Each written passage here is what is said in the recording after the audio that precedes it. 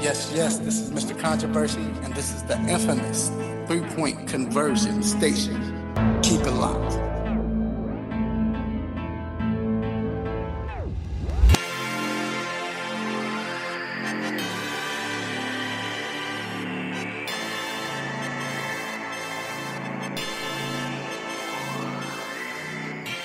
Yes.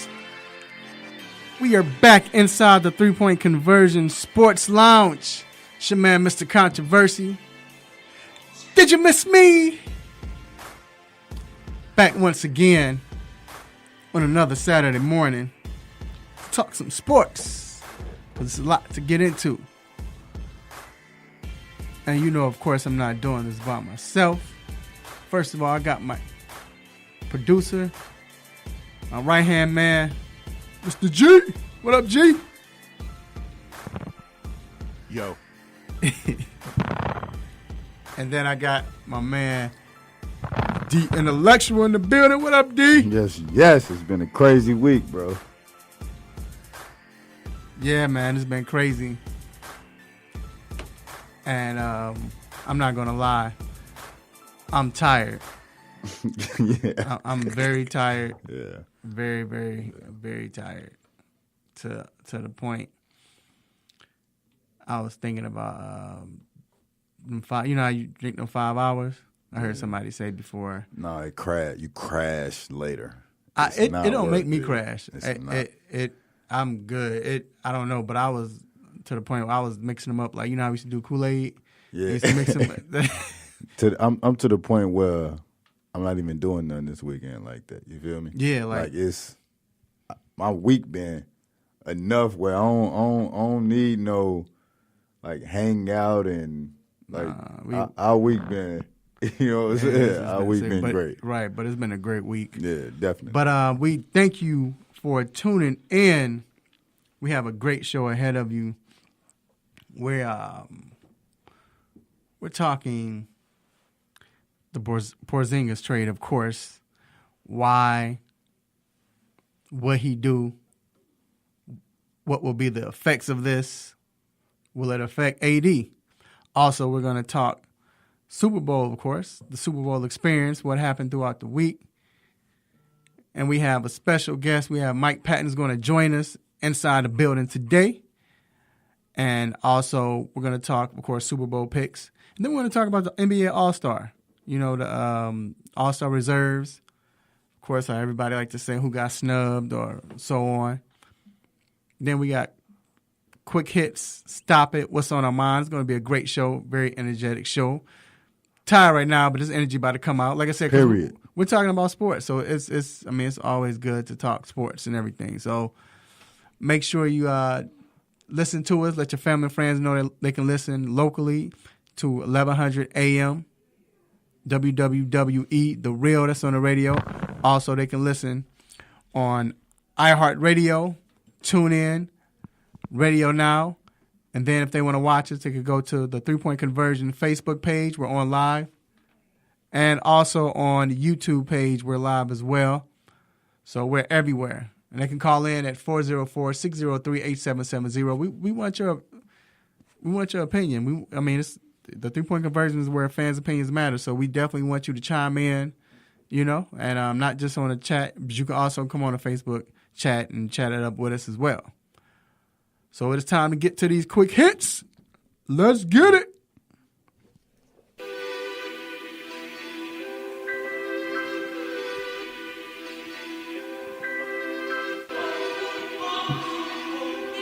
Shout out to Sherm Beats for the sick beats. Sherm on the beats. So, as I mentioned earlier, the Anthony Davis saga, if you don't know, you know he came out earlier this week and said he wanted to be traded. His agent said he wanted to get traded and everything. Well, his father came out yesterday and said, Mr. Anthony Davis Sr. said, look, I don't want my son to play for the Boston Celtics. I don't want him to go to the Celtics. Why? Because of how they did Isaiah Thomas. D, do you understand where he's coming from? Nope. That's not Anthony Davis Sr.'s position to be on. You know what I mean? And what I mean by that, if Anthony Davis feels like that, that's cool. Talk about that. Let him be that. And I understand we got tampering rules. We got, all these other things. But if you can't talk about it now, then don't let none of your representation talk about that or be on that. And I'm not saying that you can't feel that type of way. But, no. And I guess it is still the owners. It's still the same owners, so you can't really, but no, man, no. See, no. I understand what you're saying, because you're saying as far as from AD's position, his father shouldn't say that. And you're right. I'm tired of people coming on family members. It has nothing. Not true enough, they're probably asking them, and it's not like they're just anyway, he tweeted this. Right. He was asking. So I get that. So I understand from this point, they asked him a question, he answered it. But from that standpoint, yeah, I understand it. But what he's saying, I get what he's saying. I get what he's saying too. I do. My question is, will this affect Boston from here on out because of how they did and the fact that he was out there recruiting for them, and he said he would take less money. He could have signed, but he said you remember that year the bank was supposed to be open for him. Yeah, and he decided, the bank was supposed to be open for him. And my point, the bank was supposed to be open. So I think right now, I get it. I definitely get it. Moving on. Speaking of the Celtics, Kyrie Irving and the Celtics were in Madison Square Garden last night playing the Knicks, and every time he touched the ball, they cheered for him. He was getting it in too. But so we all know that New York wants Kyrie now. Man, first of all, the New York team, how do you feel about that? The players are probably cheering also. The Knicks players on the bench are probably cheering for him as well. Come on now. But as Kyrie, the players that's not on 1 years. But with Kyrie, how do you think he takes that though? I know it could be, I don't want to use the word flattering, but it could be a nice gesture, but at the same time, I'm going to ask you as a person, do you want to play in New York or Boston? I would play in New York. All right. You can be all this. Boston can do everything they want to do, right? Right. And they got their history. Do you want to play in New York or do you want to play in Boston? Right. You know what I mean? And I just don't want Kyrie to do what he's kind of doing, right? And what I mean, what he's doing is 1 minute he's saying this, 1 minute he's saying that, nobody on. Bro, just, if you don't want to say nothing or you don't want to commit to nothing, then just say holler at me on July 1st. Just ride with that and just let that be that. But don't at the beginning of the season be like, I'm going to give Boston this, but then halfway through the season you're going to say this. Then you're going to say holler at me at July 1st. And what you going to say on July 1st? Yeah, so. Just let it be whatever it's going to be. Yes, sir. Moving on. Staying with the NBA, the NBA decided to make a nice gesture, and they added Dwayne Wade and Dirk Nowitzki to the All-Star rosters. I thought that was cool, but at the same time, Jordan earned his way. I don't know about that. I don't know. Jordan was averaging 20 points. Hold on. Jordan was averaging over 20 points. It was a different commissioner at the time. But D. And tell me nothing has changed since Silver been the. But wait, Jordan made the All-Star roster as a reserve. He did. He was averaging over 20 points. Yeah, he did. D. Wade is averaging 2.8. No, he ain't. So, Dirk, we don't even want to get on Dirk. No, he averaging 2.5 shots a game. 2.5 minutes a game. Right, yeah. You know how on the NBA's YouTube channel, they always have every night who had a great performance. D-Wade been up there. They had a video for Dirk Nowitzki with a season-high 14 points. That's my point. But it is a great gesture, though, because if this is the case, and it might be new. They should be doing this for everybody, and they might, because if that's the case, why not Vince Carter? Did he tell you he wasn't playing? Yeah, he's probably still going to play next year. He is. There is no probably going to play. He going to play next year. That he's retiring. So within the next 3 years, he probably. Right. For him to say that's great. But bro. Like I said, that's a great gesture. Moving on. Silvio De Sousa has been suspended for accepting cash while in school. This is the Kansas player. Well, they suspended him for this year and next year. Yeah. So guess what he gonna do after this year? He's going to the NBA. Going pro. I don't even think it's a question and so what hurts players, right? And what's going on is that let's say the player don't even know. And I'm not saying he didn't know. I'm just saying just in general, right? If the players don't know. Don't know what? That they family member did something or somebody else did something, guess what's happening to them? Yeah, and that's messed up. And then I want to look at it like this. We talked about last week with Deshaun Tate. Shout out to Deshaun Tate. We were talking about how Kansas has won, what was it, 12? I think 12 straight? I think it's like 15. 15, something like that. Conferences in a row, champion. They've been conference champs in a row. With this leaking out, They gonna look into that. I wonder how many other players got They paid. gonna look into that. Yeah, You think it's only been 2, or him, or we don't know, and that's the thing. So I got to see what's going to happen with that. That's crazy. I mean, how else you going to convince someone to come to Lawrence, Kansas? and do what? Stop that, G. And do Stop what? that, and G. do what, G? Just play basketball? That's all you're gonna G, do. Just play basketball. Stop that. Moving on. The XFL wants to be referred to as a separate product, not a developmental league. Can you please get that button ready for me? The XFL. See, Stop it. thank you. And everybody thinks they can be the big three. The big three, the thing I love about the big three is totally different. They're not trying to compete with the NBA. They're working with the NBA, basically. They're trying to get players back into the NBA. But with that, you can't be a 5-on-5 football team. It's not going to work. Like, XFL 5-on-5? No, I'm not saying it is. I was But about what to I'm say- saying, right. how he he was able to take 12 people and make it this many people and be 3-on-3. You can't do that in NFL. You need like a lot of people. Well, XFL got that. They have teams, but the thing is, and Well, I think you're not because- even a developmental league. You're because- just Right. Because if you look at the spring league, I Right. think that was just the spring league. I think it was like 2 or 4 teams. That was developmental. The AAF is more developmental as well. So it's like, yeah, it's spring football, but these guys, the plan is for them to go to the NFL, so we're going to work towards that. The XFL is like, no, we're our own league, and that's where they might get into trouble again. And so what I mean by that is like there are injuries that happen in football, right? Where like you can't just be like, oh, it's just happening, then we just doing that. Like in whether it's baseball or it's basketball, like it's little injuries that can happen. But the injuries that happen in football, like it's a different injury. It's a you know what I'm saying? It's a bigger problem, you know what I'm saying? So you can't just be like, we just gonna do this and next week we playing just NFL football. But what you saying? I don't get what you're saying as far as the XFL. Yeah. So big injuries, like how players get hurt and can't play no more and stuff like that. That don't really happen in the other major sports. You know what I'm saying? Whether it's NBA or this or that, like that's football, man. And I'm just saying, even with XFL, I don't even think they're on a level for a developmental league because it's like maybe, but it's like you all got retired players. I don't know. To be developmental, you got to work with the same league.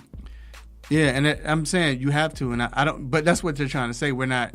It's their own self product. But you failed last time. Let's see. Let's see what you all have. We'll see. Moving on. The Texas Rangers will have a new ballpark that opens in 2020, and they're going to install artificial turf. Wow. They're saying like it's a misconception. It was a misconception about the artificial turf hurting players' ankles. They say it's better for your players because of the bounce and all of that. I'm like, come on. That's why they got rid of it.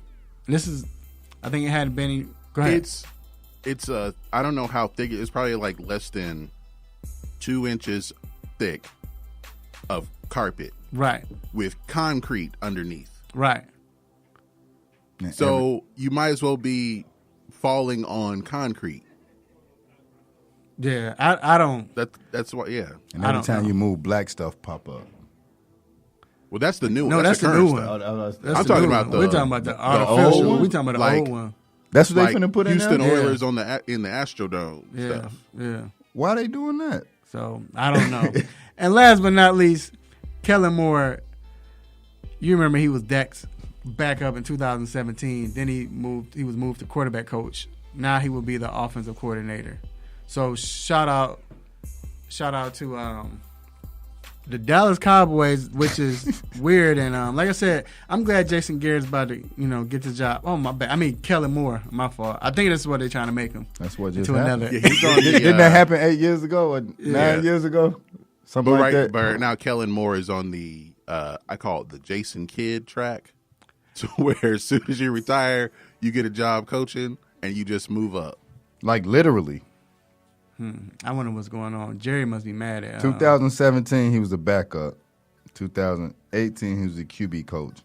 2019, offensive coordinator. So I think what's going to happen. I think Jerry. I commend Jerry on that. I think he's doing I don't know. I think he's doing a good job. Add in there Thank you, Raphael. You're welcome, Jerry. Add in there that Jason Garrett didn't get no extension. Right. I know. That's what's going to happen. So look, this is going to conclude quick hits. We're going to take a quick break, and we will be back to talk this Porzingis trade. We'll be right back.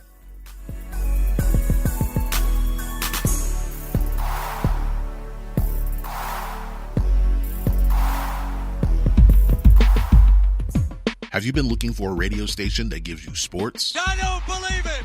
It's a touchdown! Entertainment? Are you not entertained? And other special interest talk shows? Well, isn't that special? All on one app? Yo, that's dope. What app is that? It's the real 1100 AM app for WWE. Grab it for free in your Google Play or Apple App Store today.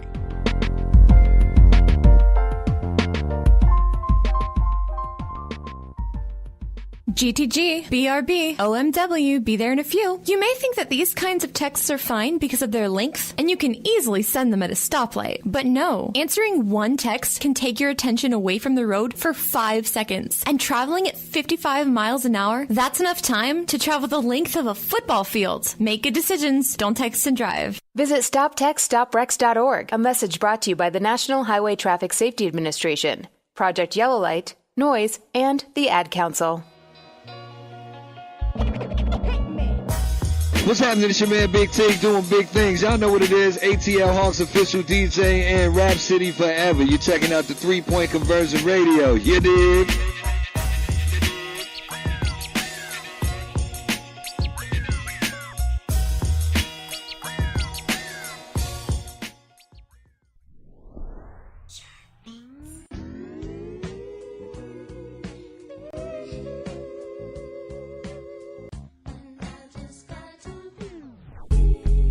Yes, we are back inside the 3-Point Conversion Sports Lounge.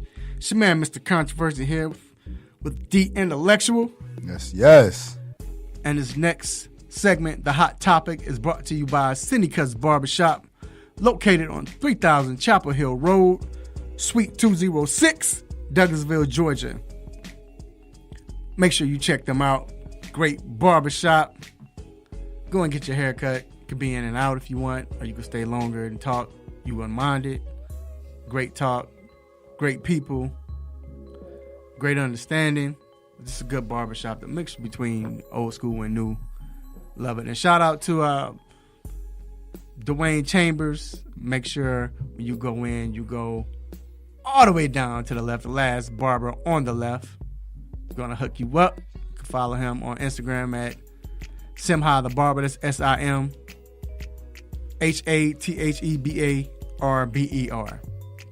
All right, so today's hot topic, we have to talk about this Porzingis trade that happened. He got traded to the Dallas Mavericks, and they gave up. Mavericks gave up Dennis Smith Jr., DeAndre Jordan, Wes Matthews, and a first-round pick. Two first-round picks. Excuse me. Right. And the Knicks gave up Porzingis. Was it Courtney Lee? Courtney Lee, Tim Hardaway Jr. and Trey Burke. It's always Courtney Lee. He always seems to be in these trades. Every time. But the thing is, he a good 3-and-D. Like, but look, the funny thing is, Courtney Lee always end up back with the New York Knicks.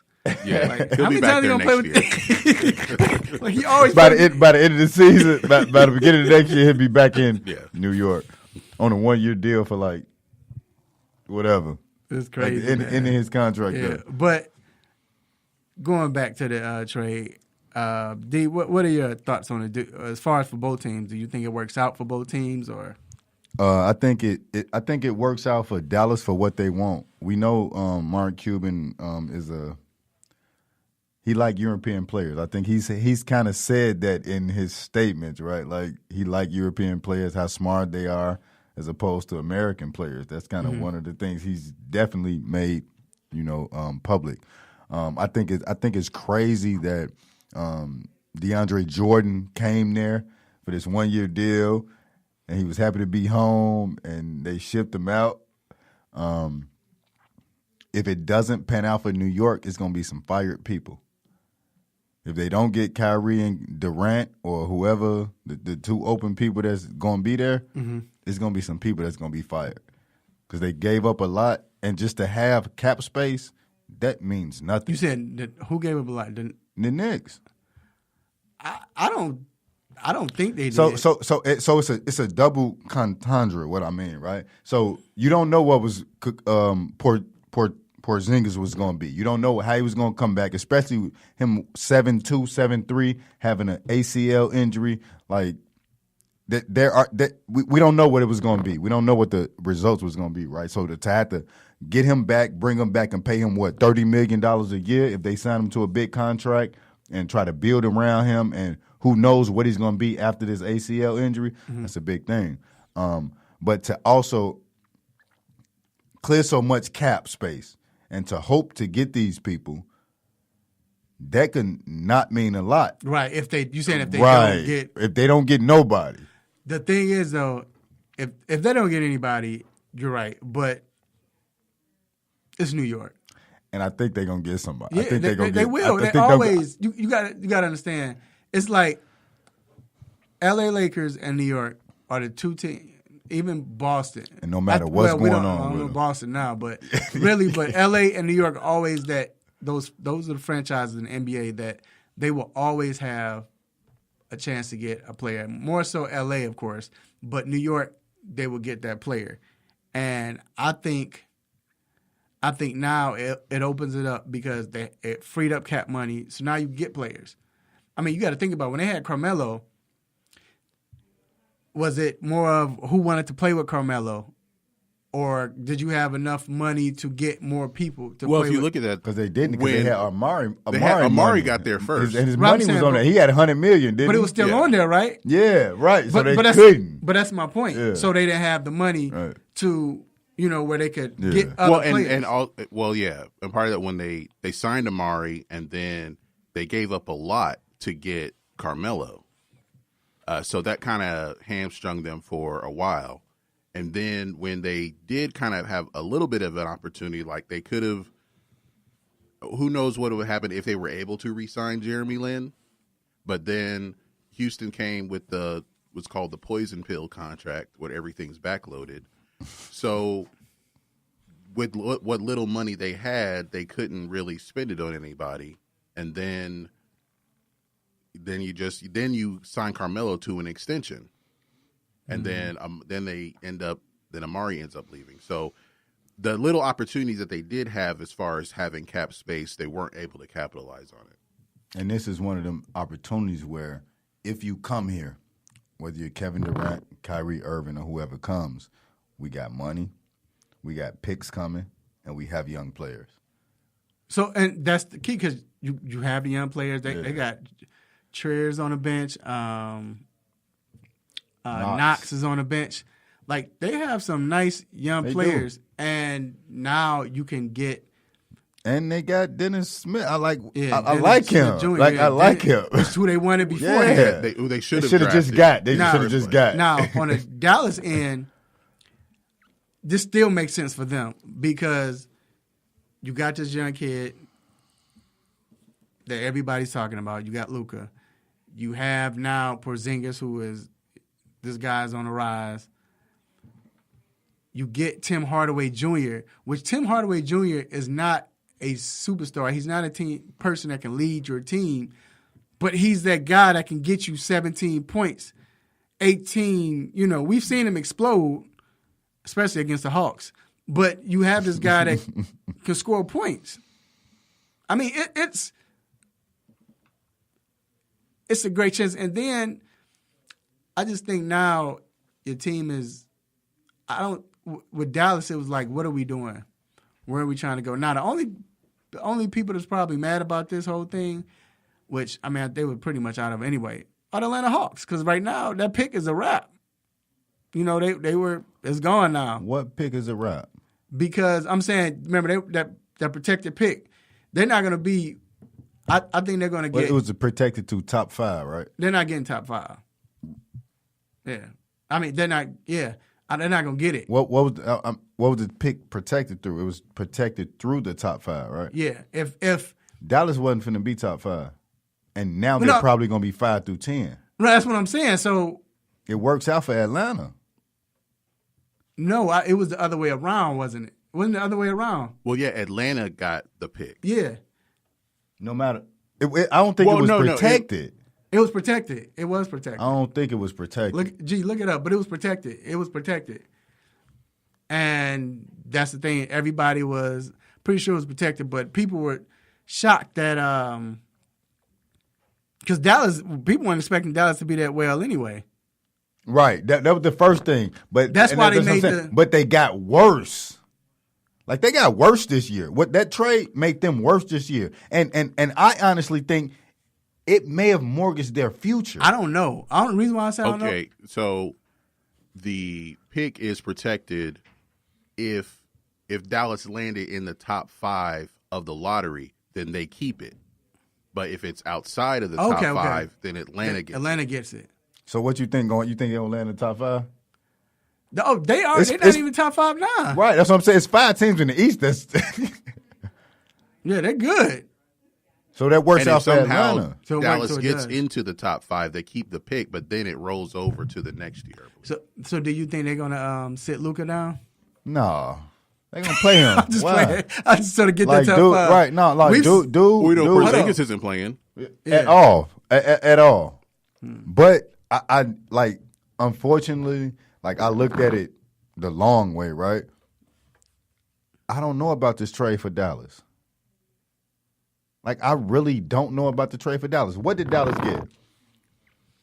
Yeah, Tim Hardaway Jr. And you got a star in Porzingis. I like the trade. It works out for both teams. Do you know you got a star in Porzingis? Yes. Why? Because what we've seen. And he off an ACL injury. He's 7'3". Look up the next 7'3" person that didn't have big injuries. You want to know who it is? But that was you want to know who it is? But that was like 15 years ago. Medicine has changed. Okay. Definitely. As a matter of fact, we've talked to Dr. Fowler, and he's talked about that, how now because it's changed. And 6'1" Derrick Rose, what happened? Both Derrick Rose, don't even bring up Derrick Rose. I'm just playing, period. No, let's that's talk about totally injuries. different. But why are we talking about injuries? Because he didn't. How many games has Porzingis played other than that 1 year? Has he not been injured?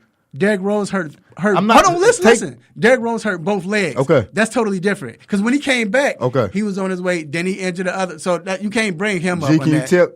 Can you tell me Porzingis games or the games that Porzingis has played? How many full seasons has Porzingis played? How many foot injuries, toe injuries, leg injuries has Porzingis played? Now he has a major ACL construction. And what they did, the best thing they did was sit him out the whole year. Because remember, he could have came back. They were talking about they coming back the end of year. February. That was supposed to be. But they were like, no, we're going to arrest him, which is good. That's why I said you can't bring Derrick Rose in here. Because Derrick Rose came back. They try to bring him back. You look at other players, the centers you talk about, they try to bring them back. Whereas they're like, no, we're going to take our time with Porzingis. And you can say that, okay, you're taking a risk, But I would take that risk with this guy because this guy has a skill set. And Okay. if he's healthy, we all know he's a top 15, maybe a top 10 player in the league. So my next thing after that is what you gonna build around them, because you don't have too much money now. You don't have much money. Yeah, go through the draft. You go through the draft. How can you go through the draft? You don't have no picks. You gave all your picks. That's right. This is NBA. Yeah. That's what I'm asking you. No, wait. They'll have the opportunity to. I think what they're going to look for is getting free agents. Like people will go to because they have money. No, they don't have money. They're going to be able to get a few role players. I mean, well, they got to trade, and they also in the West. They probably have to make another trade. They got to find somebody. For who though? They got to trick somebody into taking Harrison Barnes' contract. Because look, did you say trick somebody? Because that's the biggest key right there is Harrison Barnes. Who you gonna trick though? But they took a lot of money off their books by trading DeAndre Jordan and Wesley Matthews. So they don't have. They took a lot of money off. It's not like they're like broke like that. So I think they'll actually have some. They have money. How much are they gonna sign Porzingis for? $30 million a year, right? Well, he won't. So get they'll have time for. They'll have enough for probably one more player. But look, Porzingis won't get the max because he got traded. He gonna get day max.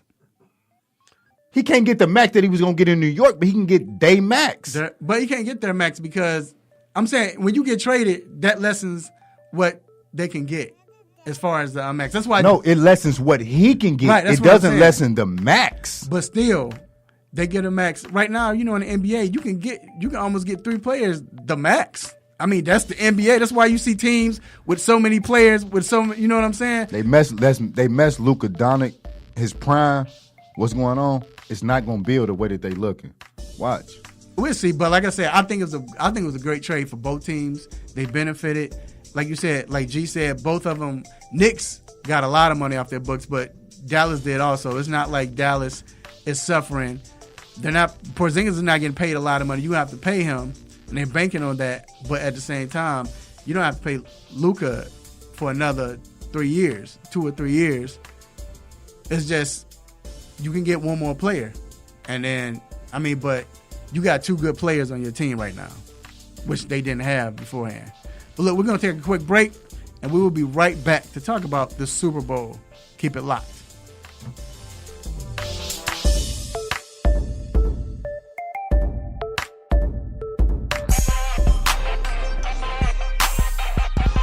Hey, what's good? It's your boy Nate Burles from the NFL Network and CBS.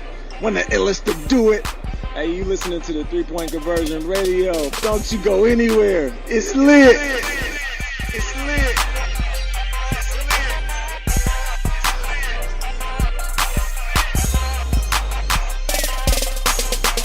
There's a lot going on in the world, and your world is always changing. That's why it's important to stay connected. The latest news, the latest entertainment, the newest music. If it's in the air or on the air, it can be in the palm of your hand, wherever you are, with the iHeartRadio app. iHeartRadio. Over 1,500 live radio stations from across the country, and over 15 million songs to create your own custom stations. Text IHR to 45495 to download the app or listen at iHeartRadio.com. Standard text and data rates apply. What's up? This is Chris Tucker for the 3-Point Conversion. Let's go.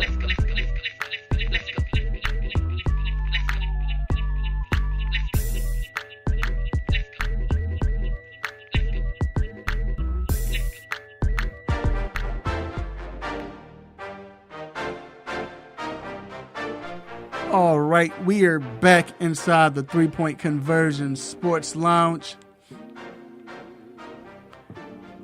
Super Bowl is up in about 36 hours, something like that, 40-something hours. 36, I think, something like that. Yeah, either or. like that. And it was a great experience. It has been a great experience and still ongoing. And we have a special guest in the building, my man, Mr.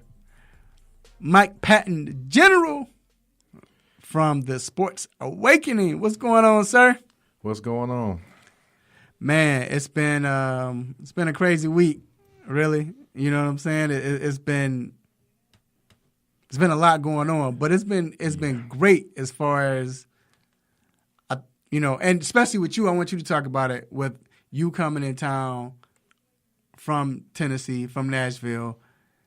Talk about if you can, talk about the experience, and what Atlanta has done for the Super Bowl and to, make people feel welcome and everything else.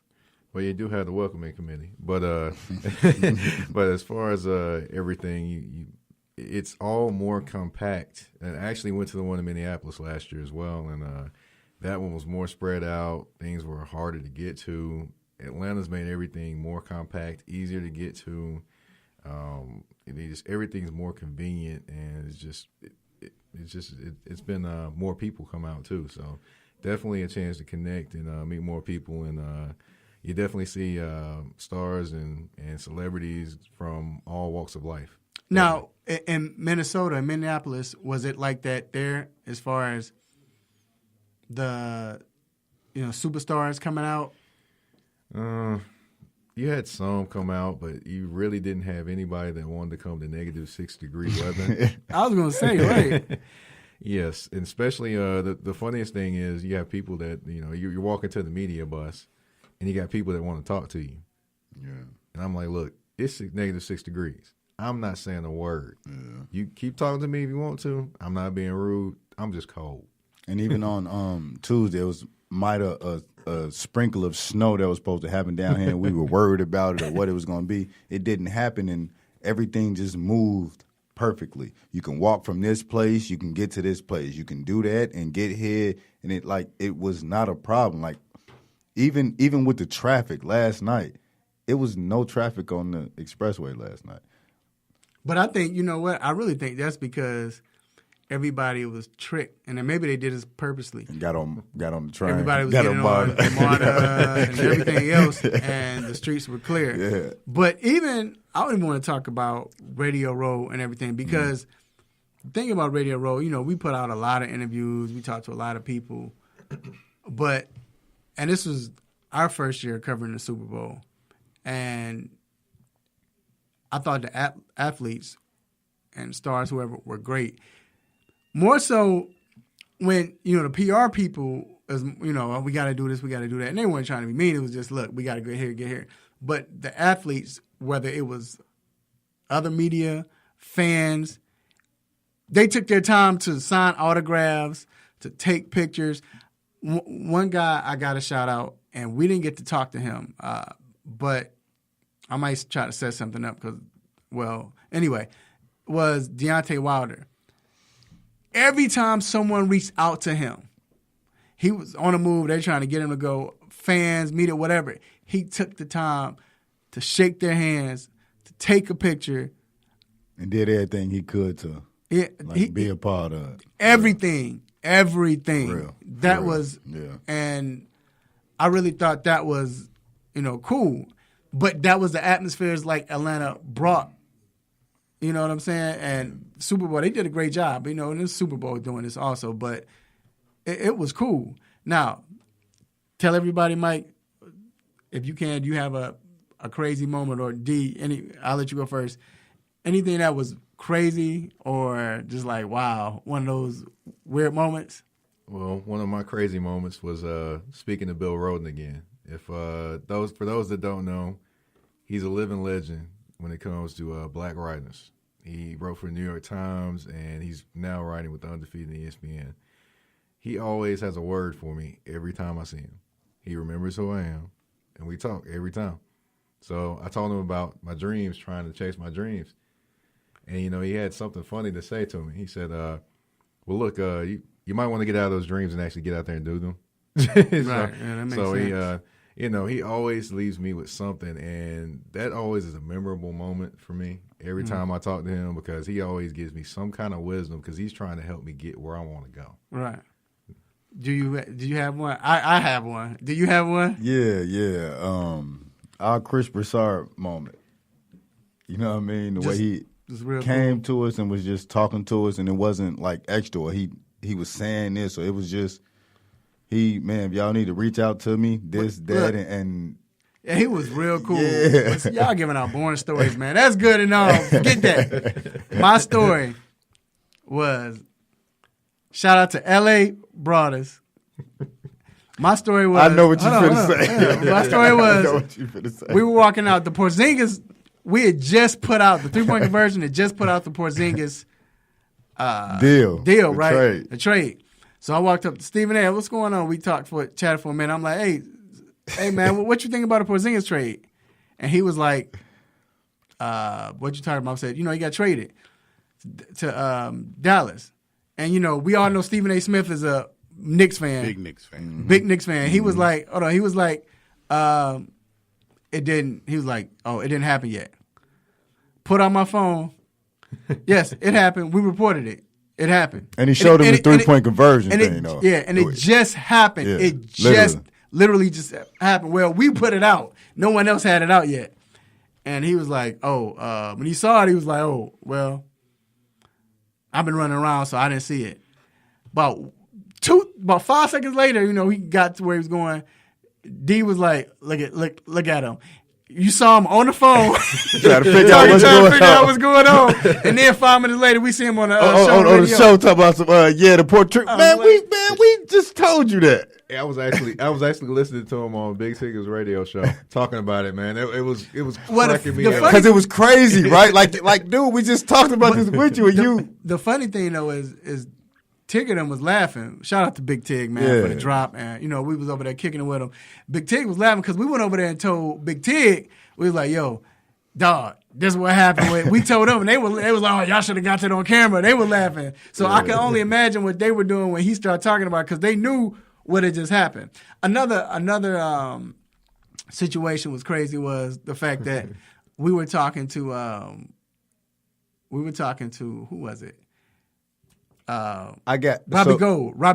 So Robbie Gold. That was my next one. Robbie Gold came up to him. We was trying to get Robbie Gold. Robbie, can you? No. He was like, well, I gotta go, man. He wasn't saying it like that. But he's like, I gotta go. I got another venue to be at. Another place. Come on, Rob. You can't. All right, man. Well, we was like, look, shout out, man. We the Bears. Come back to the Bears. Messing with. He started laughing. And he's like, all right. And he looked at our shirts. He's like, yo, man, I love the 3-point conversion like that. And so that's my number one before anything. What? Like for me to sit back and think and really, because you Robbie kind of Gold? came with it. Not the Robbie Gold. Oh. Everything. Everybody, every time somebody saw us, every time somebody said something, they saw the 3-point conversion and they liked it and they mentioned it and they started grabbing us.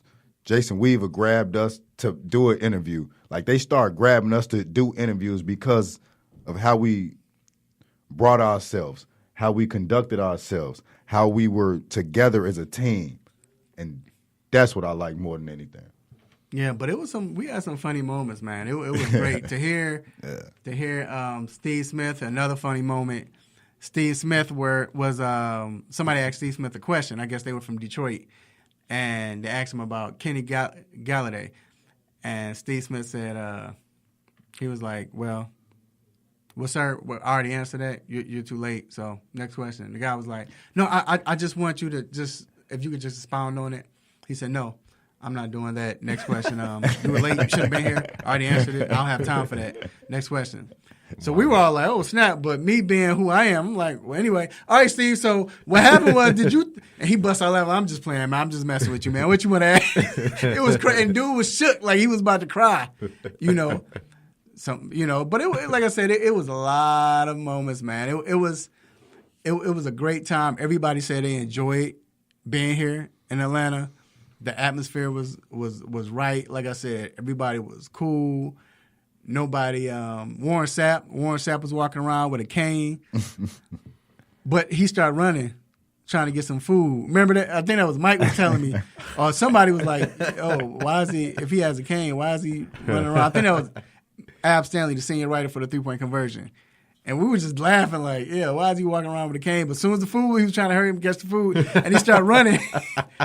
One thing I'm surprised about is that it's busy, but it's not as busy as I thought it was going to be. And I think it's because of a lot of the Atlanta people. They cool. They cool on it. They, you know what I mean? They hanging out, they doing some of the things, but they not really like in the streets because it ain't. First off, the Falcons ain't there. You know how they are about their Falcons, right? Like, well, I think that applies to like any of the. If you're not on either the teams that's in the game, you kind of have a certain you feel a certain way. Basically, you feel a certain way. But yeah, so like I said, it was a great time, man, and it was good to be here. It was good. I'm happy for Atlanta to end it like this. I'm happy for Atlanta because the last time we had a Super Bowl, it didn't end. It wasn't good because of the snow, the ice storm. Well, not ice storm, but everything iced up, and they weren't ready, prepared, and it was hard to get around. And the fact that even though it didn't snow, it got cold. Let's be real. Yes. But still, they kept it together and they kept it moving. So Bro, I don't think it's fair for us to say it got cold with what happened. No, it was right. To what happened to the Midwest right, this week? Yeah, it was crazy. I don't know. Right. I don't know if it's fair for us to say it got cold. 22? Would it feel like negative 22 up there? Negative 52 with the wind chill. That's how crazy it was. Look, we're going to take a quick break, and we will be right back to talk about these LA Rams. Keep it locked. Yeah.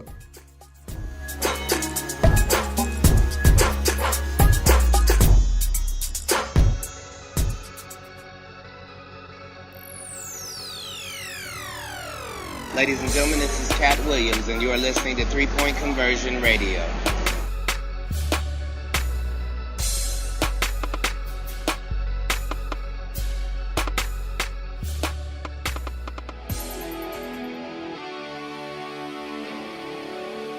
Have a sports injury?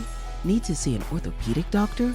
Ortho Atlanta is one of Metro Atlanta's largest orthopedic and sports medicine practices, providing orthopedic and sports medicine care for the whole family. With 37 physicians and 14 offices, the practice provides the highest level of care for injury of muscles, joints, bones, and spine. Ortho Atlanta offers convenient access to a full range of musculoskeletal surgeons and specialists. Ortho Atlanta also offers on-site physical therapy, pain management care, MRI imaging, and workers' compensation care. The Ortho Atlanta surgery centers in Austell and Fayetteville provide cost-effective, same-day surgical procedures in an accredited outpatient center. Hip, knee, shoulder, back pain? Ortho Atlanta has you covered with specialists in all areas. Same-day appointments, orthopedic care for the whole family. Ortho Atlanta, Atlanta's choice for orthopedic and sports medicine care. Learn more at www.orthoatlanta.com.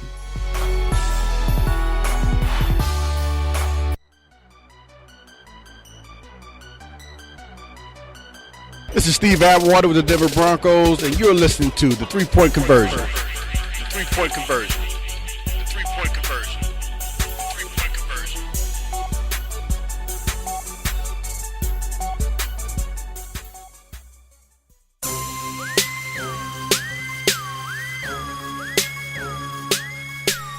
All right, we are back inside the 3 Point Conversion Sports Lounge. So as we mentioned, we talked about the Super Bowl and the LA Rams. This is their first time since 2001. I'm sorry, not 2001. 99. No, 2001. Well, the first appearance since 2001. Yeah. First appearance since 2001. And so, of course, the Rams fans, I don't know where, if that's in LA. I know some St. Louis. But wherever you are, but I know they're ecstatic. But it's like the other way around. Because remember in 2001, the Rams were the big dog. They were the greatest show on turf. No one could beat them. And the Patriots, this team came in. They weren't supposed to win. Now, I will say the Rams are better than the Patriots was at that point. One thing I would realize is that one thing that from that game, the first time the Rams and the Patriots, is that during the start when they did the starting lineups, the Rams introduced their offense, and then the Patriots came out as a team. On Monday, for opening night, individual players were introduced for the Rams. The Patriots came out as a team. Yeah, they did. Yeah, and even with the Rams, the press conferences they were having, they had Rams all over. Like you were saying, they were at different tables and everything, and Patriots were sending the backup punter to the press conference for you to talk to, and it was like. But there's also certain things that happen, right? Like so Belichick is going to be the oldest guy to win is it a Super Bowl or the way he won a Super Bowl or something like that. So, those type of things make things happen differently, right? Whether it's the Rams winning or the Patriots winning, like those type of things kind of make things be different for some odd reason. We don't never know why. Like it happens like that, right? And that's how it happens. It's weird. And I think now, like I said, since the shoe was on the other foot, I want to ask you, Mike, with the Rams, where do you see the focal point for them to dominate the game or to help them win offensively? Got to be the running game. Todd Gurley has to be in effect this game. He has to be. If he's not in effect, or if C.J. Anderson's not in effect, that means Tom Brady gets on the field more. That means more chances for the Patriots to dink and dunk you the whole way down the field, and then hit you with that little shot over the top to either Chris Hogan or Philip Dorsett. So definitely got to run the football. Do that. They do that the most. They control the clock. They win the ball game. The thing is with the Rams running the ball, and I'm going to ask D about the defense, but with the Rams running the ball, we know they're going to do the stretch play. But they have to put some type of wrinkle in this running game because we all know when it comes to Belichick, it's not like the Rams offensive line is beasting like that. But we know when it comes to Belichick is one of those coaches, or he's the coach, that I'm going to take away your best option. I believe they have to they have to come out play action first to sell him on this, to keep the linebackers kind of jumpy and not playing honest. They got to start off the game play action, maybe the first, I say the first 10 snaps. If you're going to, I would do it four or five times just to keep that defense like, okay, let's look out for this. Because they're going to be looking for the run. One thing I will point out as well is the Rams, I don't know if anybody caught this or not, the Rams run a lot of the same plays, and they run it over and over and over again. They do the same thing the Patriots does. So what they do differently is they move people in motion, like they have a running back, a wide receiver going motion this way, but it's the same play, just a different look. So that's why I would say that's the thing that could throw the Patriots off just a little bit.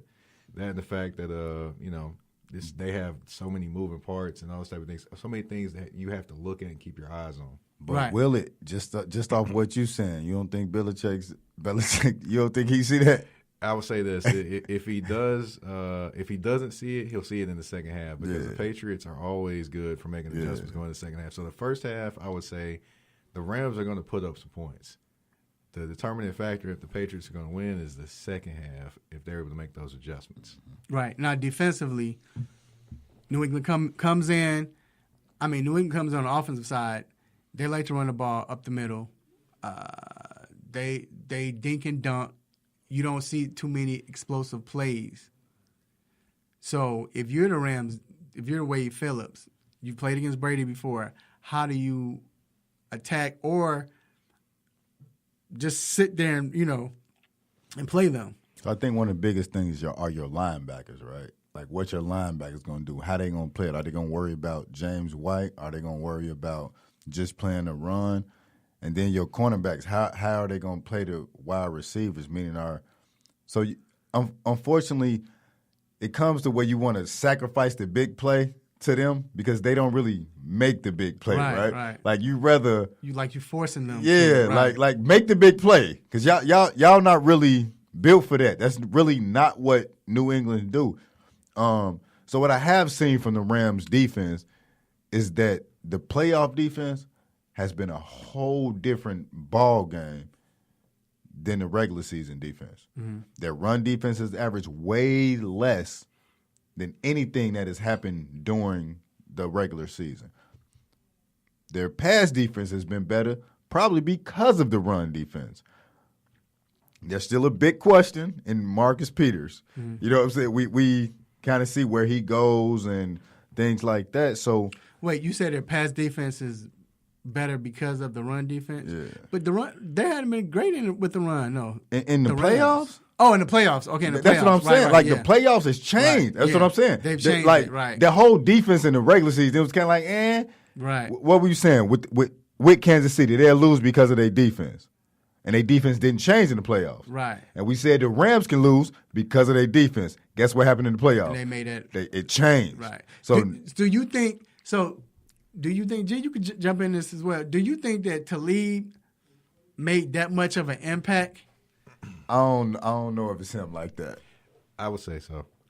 Well, not as far as like playmaking, but he'll make you think. Yeah, that's what I'm saying. Okay. Well, the reason why I think he has because now you're probably able to change your scheme. You couldn't they didn't feel as comfortable. Who was back? Was it Shields coming in? Who was the backup quarterback? It was Roby Coleman. Okay, so when Coleman, they might not have felt as comfortable, running the scheme that they wanted to run. Because remember, it wasn't like Talib got hurt before the season started. He got hurt to open the game, so it threw everything back. Rams played Dallas at first. Who's the Rams first? They played Dallas. So they had to. So what was Dallas' game plan first? Run football.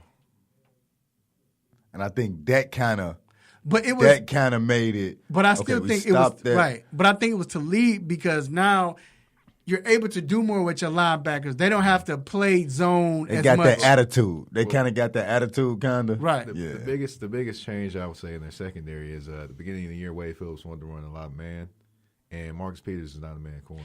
Right. And when they switched to zone. That's when he excels because he can guess more. Because he's a guessing corner. That's what he does. But when they switch to zone, to me it works when they play man. Because Wade Phillips always been we're playing man, and that's he can do what he want to do with it, right? But because Talib wasn't there, you couldn't. You had to bring in Reggie Coleman. And bringing in Talib, you can. I don't want to say shut down one side of the field, but you can work more over there, right? And you can kind of help Marcus Peters in a sense, right? Well, what you could do is you could actually run man-to-man on one side and zone on the other and kind of switch things up to kind of, throw people off a little bit. I think Rams are definitely in it.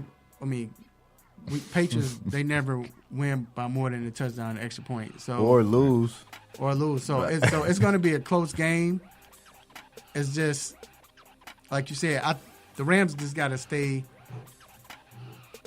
They just got to stay in the game, and they have to be confident, and they can't make any mistakes. Like they can't make too many mistakes because this is not a team that you want to make mistakes against. So we're gonna take a quick break. We will be back with our Stop It moments. Keep it.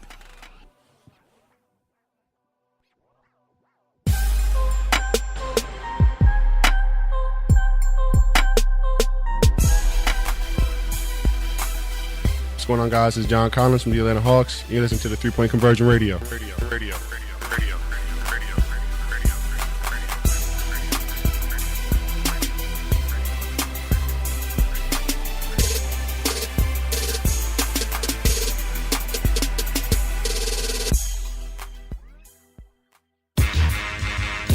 are tuned into WWE AM 1100.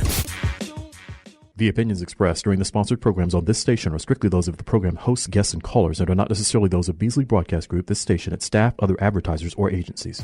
What's going on, folks? It's LA and Eric from Brownstown, USA podcast on the 3-Point Conversion. LA, these guys may have the smarts on a national level, but I think we can take them when it comes to the 216. Man, stop it.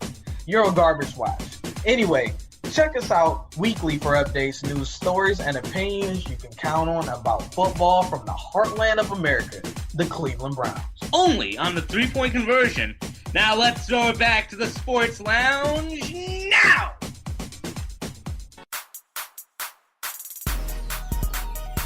Hey, what's going on, sports fans? It's the 2018 Battlegrounds champion, Damian Adams, from The Real Deal with Damian Adams. Now, you can catch my show weekly on the 3-Point Conversion station on Spreaker Radio. But for right now, I'm doing what everybody else should be doing, and that's listening to Mr. Controversy and The Intellectual in the 3-Point Conversion Sports Lounge.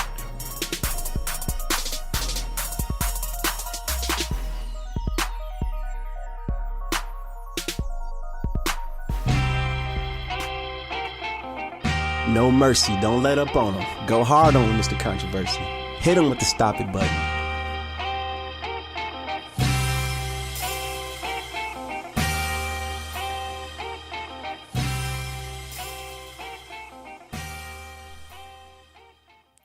All right, we are back inside the 3-Point Conversion Sports Lounge. This is the time I like to thank everyone for listening, for supporting us, especially for the kind words this week. We definitely appreciate you, and we ask you to continue to support us, not only the 3-Point Conversion Sports Lounge, but just the 3-Point Conversion itself. And now it is time for the most infamous, the most famous Stop It segment. Let's get it. Stop it. Stop it. Stop it. Stop it. Stop it. Stop it. Stop it. Stop it. Yes. S-T-O-P, new word, I-T. Stop it. Stop it. Get some help.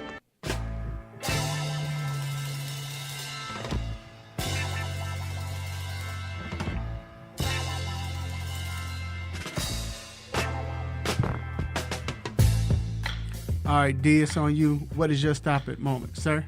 So we know the All-Stars just got picked, and there's been some snubs, and there's been some people that's been happy that they made it. But one we definitely going to have to talk about is Rudy Gobert. He's been crying and doing all this and, like, tripping, like for real, crying on TV. Like, he need to stop it for that. Like, you can't be no tough rim protector doing all this, and you going to cry because you don't make the All-Star game. Stop it. Like, he really crying. Like, and then he mad because somebody trolled him. And then I think he liked a pit, liked something from weeks ago about Dre. Like, you can't do that. Like, come on, man. You the toughest dude on the team, right? Man, he averaged 15 points, 12.6 rebounds, 2 blocks. It's good, but it's not All-Star worthy when you got Anthony Davis. You have who else made it? It was even Karl-Anthony Towns, which Jokic. Come on, man. So that was kind of my other half of the stop it, right? Was Karl-Anthony Towns. He cried. I told you the other day when he broke down the crowd. Like, he need to stop it too. Come on, and it's. I'm not saying you can't be happy that you made the All-Star team, right? You gonna cry about it though? Dude, how many playoffs he made? None. One. That's it. You see what I'm saying? Like, that's but that's probably why he crying though, because he should be crying. Right. He's been playing horrible this year. He's been soft this year. Yeah, playing, so but that show his softness, right? He should be crying because he doesn't deserve it.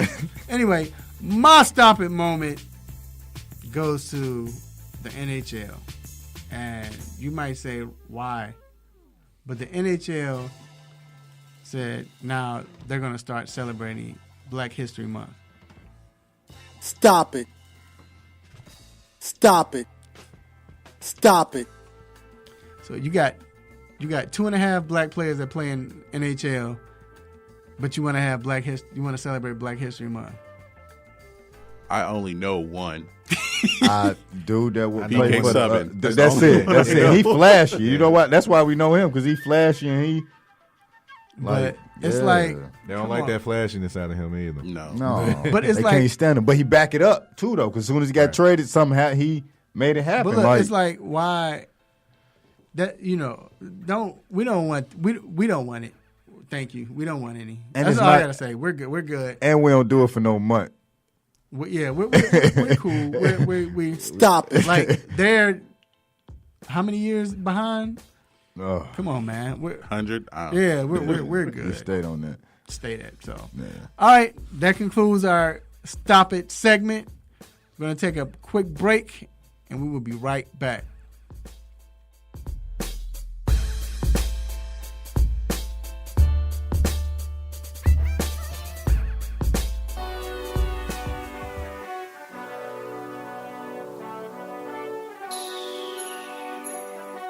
Let me break down to y'all what's so dope about the 3-point conversion.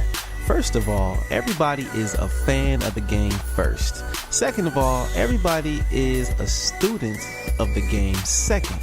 And third of all, We're the average sports fan, just like everybody else. We're not coming in here, walking with our nose tipped high, acting snooty, acting brand new. This is a grassroots organization. Bar none. The 3-Point Conversion, where fans' opinions matter. Be sure to visit the website www.the3pointconversion.com. Get your fix, get your articles, multimedia, and everything else that you, as a sports fan, need. So again, the3pointconversion.com. It's where it's at, man, where fans' opinions matter.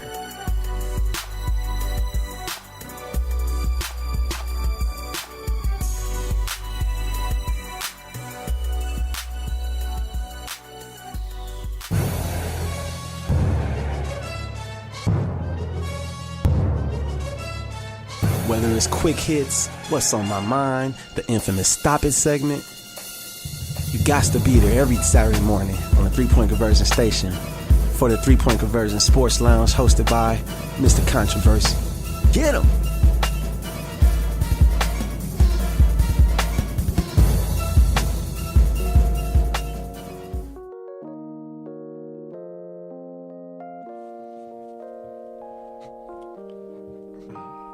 All right, we are back inside the 3-Point Conversion Sports Lounge. Quickly, Mike, what you have going on? We have Mike Patton, of course. What you got going on today? What you covering today?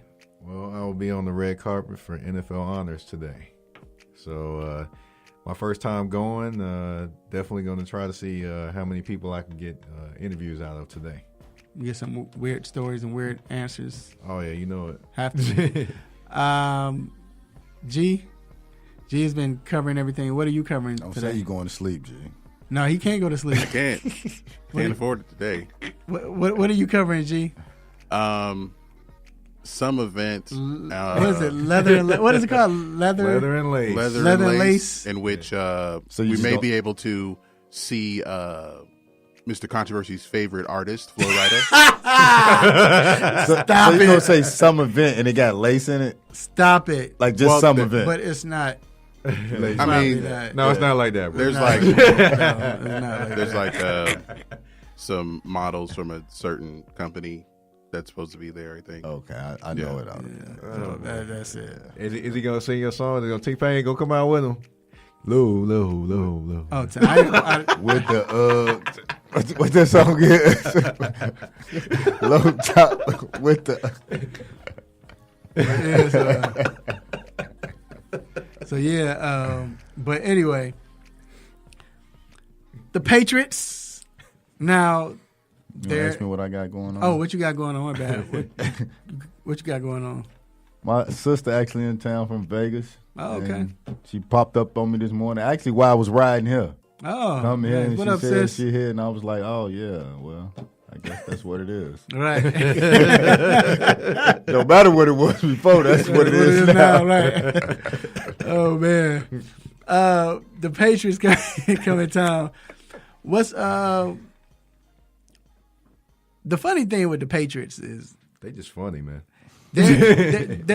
I love like being there, covering them in person. Man, I can't believe I'm saying this, but I'm starting to like them more and more. Like I won't. It's not a team like I'm rooting for them, but I don't have a dislike for them You understand it. The way they run their organization. At opening night, it seemed like. Go ahead. Well, yeah, I asked you, like, does everybody on the team have their own PR person? It was like everybody had a PR person. Everybody yes, he's got to go. And they say it perfectly, and like there is no it doesn't get away from how they talk. Mm-hmm. Like it's not like you can hear 5 different players from one team, right? And it's gonna change up. What happened when you talk to 5 different players from the Patriots? Yeah, it's all the same. And well, unless you're Cordero Patterson. Oh, man. We can't play that. Classic. But it's like with them, the way they carry themselves, their focus, they're all one. That's I think one of the things that get away from the Patriots that people don't talk about is that they're really a team. And of course, people talk about it cheating, talk about this and that, but Spygate. Everything, but they did that together though, didn't they? Right. but they're a team though. It's like they're a team and it's cool. So, Mike, switch it up defensively. What do you see the Patriots doing to solidify another championship ring? They definitely are going to mess with Jared Goff's head. Because if you know Bill Belichick by now, you know he's going to switch up defenses, give you a different look. The same thing, but just a different look. Just, kind of like how the Rams are offensively, run the same things, but different look. Definitely if they're able to get in Goff's head and kind of make him, do things out of the ordinary or uncomfortable, then definitely they give themselves a better chance to win, which I think they'll do with guys like Calvin Oy and with Dante Hightower. No, I agree. Offensively, do you see the Patriots switching anything up? No. I feel like the Patriots going to be the Patriots. They're going to do what they're going to do, and it's going to be on you to stop it. And it's going to be whether or not the Rams going to stop it. I don't think that I think they're going to run the ball like they do, right? Like, and I think what has been shown, if you run at Donald and Sue and not try to run away from them, it kind of changes the game, right? But then also, I talked about it with somebody else. When it comes down to them 2 minutes, Tom Brady will have 3 timeouts. And after he scored that touchdown with 17 seconds left, guess how many timeouts Tom Brady got? 3. 3 timeouts. Yeah, he's a magician. He's definitely a magician with that. When it comes to 2 minutes and handling the time, there's no panic. They're going to do what they're going to do on the offensive end. I still say run it up the gut just to see. Like you stated, it's different now because I guess, like you said, whether it's to lead back, they're playing better up the gut. Because Rams was the team that you can easily run up the gut because their pass rushers were rushing the quarterback. But now they've switched it. That boy from Georgia toting that ball. Yeah. Sony Michel has definitely. He's running. That'll be the key for both of them. Both teams is to run the ball to set up the pass. But who's ever able to do that, it's going to be able to set up the pass. But do you think that they will come out and try to take them deep?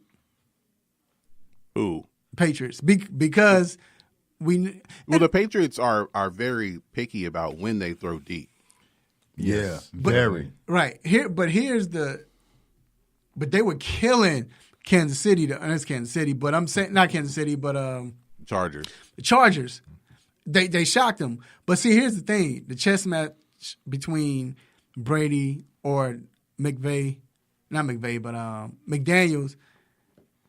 and Wade Phillips, because Wade Phillips has been successful against Brady. He knows New England. He knows what they're going to do, what they're capable of, what Brady's capable of or can't do. Now, I don't know if Wade Phillips has the players that he had in Denver. Yes, he got the 2 guys in the middle, but he doesn't have a Von Miller. He doesn't have a DeMarcus Ware.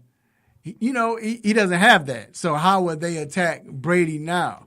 The biggest thing I would say about the Rams, the most important player on that team, not Sue, not Donald, not Dante Fowler, not Marcus Peters, not Keith Talib, not Mark Barron. You're gonna go Corey Littleton. Corey Littleton will be the most important player because if you watch that Saints game, Alvin Kamara was doing anything he wanted coming out of the backfield and getting open. And James White is just as dangerous. Well, what's funny with that is I think the Patriots are like so obvious with that. When James White's in the game, they're going to throw the ball to James White. But what you going to do about about it? When Sony Michel's in the game, they're going to hand the ball to Sony Michel. And what you going to do about it? Right. That's what the Rams have to figure out. Like, what you going to do about it? And the thing is, a lot of time it was the same way with Alvin Kamara. Yeah, how many really didn't hand it up much. How many receptions James White had in the AFC Championship game? I think he had like 6 or 7. But one before that was 13 or something. Like it was a crazy number. He had I think it was like 14 catches and no carries. Right. But here's the key though. With Brady, it's not even about sacking Brady. It's about knocking him down. Denver has been successful successful because they've continued throughout the game, during that game or games, they will continuously knock Brady down. They wouldn't get him, and then we all know when Brady started getting knocked down, what happens? The balls start being short. He's rushing it. He starts throwing with his eyes closed, turned it to the side. Right. Just like Peyton Manning did when he used to get hit. Yeah. And it's just, but that's what it is. So Wade knows that. So that line for the Patriots, they can't let him get hit. So you might see James White get 18 catches because he's going to be trying to get it out quickly, But that's the key to Brady is if you knock him down, it's not about the sacks. You knock him down, then it starts turning into sacks, then it starts turning into errant passes, then you get the interceptions. But you usually can't get him from the outside, right? You got to get him from the inside, right? You got to get him from inside, and that's going to be Sue and Donald, right? But you don't think dude know that? Their coach. Who? Belichick. You don't think he know that? True, but he knew that. But I'm saying though, you're playing against Wade. He knew that playing Wade Phillips, but Wade Phillips just knows how to play Brady. And I think that's why it's going to be a great game. Like, you can't say, oh, this just going to happen or this just going to happen. Because it's not just about McVay, right? It's not just about just this. It's about Wade Phillips been here and I done played them and I know what, you know what I mean? Like, it's going to be a good game. I'm just saying, I just think that when it comes to this matchup, right now it's a chess match, and it's about how can we protect Brady from not getting hit, whether that's run the ball or we're going to throw quick plays, misdirections. And with the Rams, we have to hit Brady. I don't care, whatever. I would even take a personal foul early, a 15-yard, nothing malicious as far as hitting him in the head, but maybe a late hit where, what you get, 2 steps. Get that a step and a half. Maybe that second step, you hit him. But you have to get him knocked down. I don't think he's on that. I think, I know what you're saying. I know exactly what you're saying. Get him rather. I don't think that where Tom at, that's not there no more. I don't know because that's him. He's always been. Every time he loses, when he starts getting knocked down, it's not even knocked down. Just make him move. And right, see, that's a difference though, right? See, that's a difference. Knock me down and Sue knock you down. That's what Sue do, right? He kind of. So you're not gonna do that to me, but make me move and make me do some things that I don't usually do. That's different, and that's what I mean. But that's when the knockdowns happen because you're making him when he's moving, he's not. But I guess I'll say this: the thing about Brady though, before we go, don't underestimate his ability to move in the pocket because he can move in the pocket. But that's why I say you have to a step up and a step to the left and the right is. But if you're making him move like G is saying, and you knock him down. We've seen it time and time again. When he gets knocked down in the Super Bowl, in any game, like Mike said, he's going to close his eyes. The ball's going to be short. You're going to see interceptions. Then that's how you beat Brady. And that's the key. Is he going to get knocked down or is he going to have all the time in the world? But look, we're going to take a quick break. We're going to get into this All-Star reserves, the All-Star reserves and who should have made it, who shouldn't have made it, all that good stuff. We'll be right back.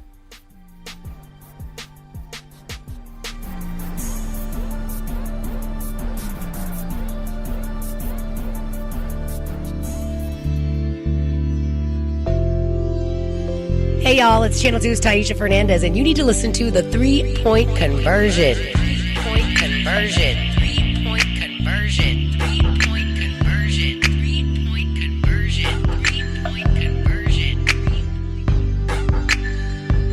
Hey folks, Handsome Josh is here to reveal some big news to all the AM 1100 listeners. I have an app. That's right, you can now check out all your favorite programs right here on The Real with the Real 1100 app. Whether it's sports, entertainment, or lifestyle, the Real 1100 definitely has you covered. So why don't you just tell me how much it's going to cost me? And here's the best part.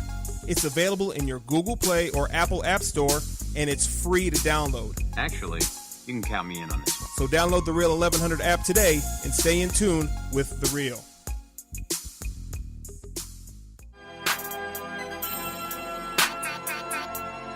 What's up, people? I'm Real Mike Robb, Super Bowl champion of the Seattle Seahawks. You're listening to 3 Point Conversion. Let's get it.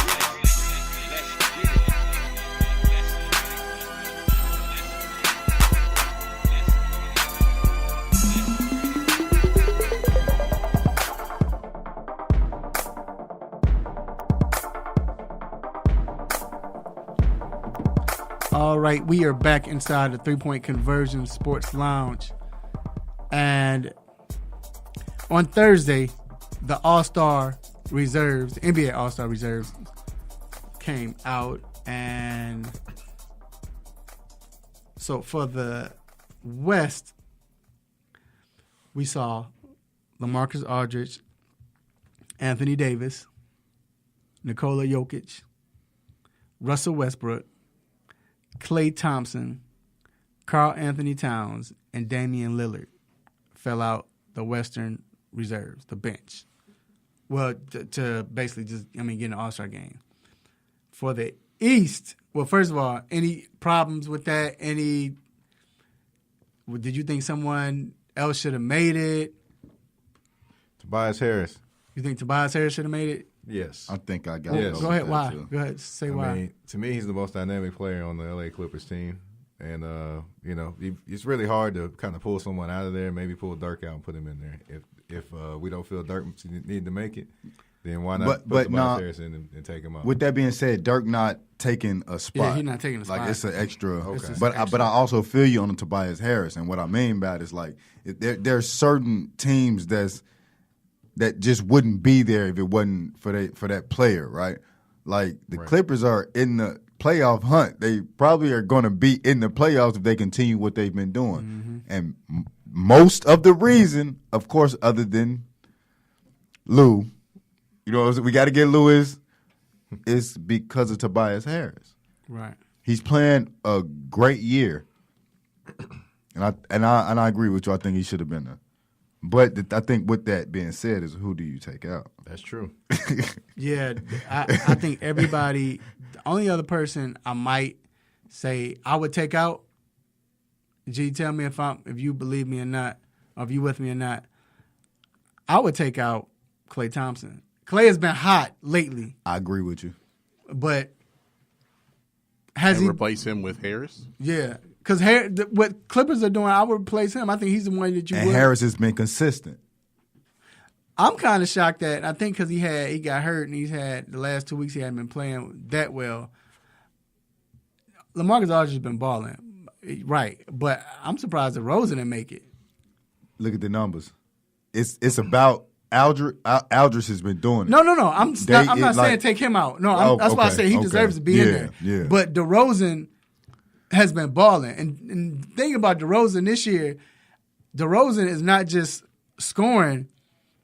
He's the playmaker on the team. He's been passed. He got his first career triple-double this year. He's the playmaker. Like he's the playmaker on that team. So for him to switch his game, I thought he should have made it. Now I'm thinking about it more. Nice. Now I'm thinking about it more as we continuously talking. Klay should not be there. Nah.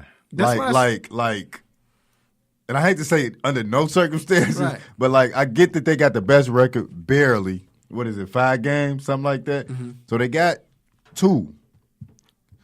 Kevin Durant and Steph. That's a given. Klay don't really deserve to be there. No. Like he's had some good games. I ain't gonna trip. Like, but we know that Klay do that, right? But he hasn't had the years that he has previously had. He's back up to where he normally is, though, as far as his numbers. But he's gotten hot. But that's because he's gotten hot. And he's had those big, crazy games. He has that every year. You think he's been more consistent than Tobias? No. I'm just saying that he's back to where he normally is, right. And he's made the All-Star team before. And based off that, and it's okay. Yeah, but you can't get my All-Star vote because of that though. But I think that I think you can put DeRozan in. You can put Tobias Harris. I'm trying to think anybody else like the. Should Utah have any kind of representation? Donovan Mitchell's kind of been up and down, so I kind of and I think in Donovan Mitchell, and that's what I've been looking at him throughout the year. Like I think he be trying to be that too much, right? Like some days I see him out there shooting 10 for 29 because he's trying to be that too much. But last year he was just letting it come to him. You know what I mean? Like he do it too much to her. But then you see some games he lets it come to him. All right. So he gonna get there, and So the Eastern Conference, these are the players that made the Eastern Conference: Bradley Beal, Blake Griffin, Kyle Lowry, Chris Middleton, Victor Oladipo, Ben Simmons, and Nikola Vucevic. Vucci, man. Yes. He deserved it. He earned it. He deserved it. And he's going to get paid this offseason. Yeah. I was shocked at Chris Middleton. Not saying that he shouldn't deserve it, but I'm glad for him. I'll put it like that. I'm happy he made it.